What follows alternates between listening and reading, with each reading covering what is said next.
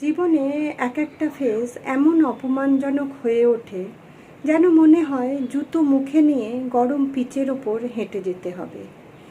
মন প্রাণ ঢেলে কারোর জন্য সবটা উজাড় করে দেওয়ার পর যখন সেদিক থেকেই সবচেয়ে বড় ঠক্করটা আসে, সেটা মনেতে যতটা বড় চোট দেয় তার থেকেও বড় হয়ে যায় বেইমানির অপমানটা।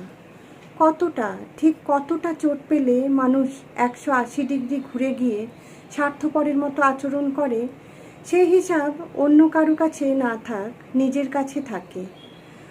অগত্যা নিজেকে ভীষণ রকম আত্মকেন্দ্রিক করে নেওয়া ছাড়া আর উপায় থাকে না।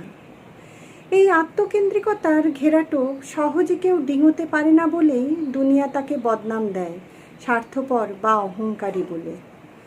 জানেন তো, হাজার চেষ্টার পর ব্যর্থতা, কষ্ট অথবা অপমানগুলো যখন কারো সাথে শেয়ার করা যায় না, বুকে পুষে রাখতে হয়, তখন মানুষ আত্মকেন্দ্রিকই হয়ে যায়।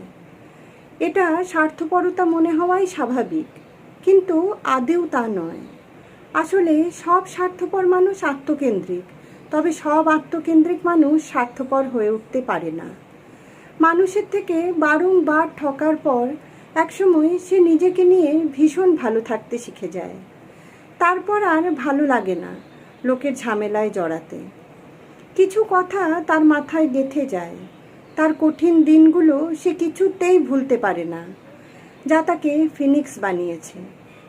মুখোশগুলোর পেছনে মানুষের আসল চেহারা দেখে নিলে জীবনের থিওরিটাই পাল্টে যায়।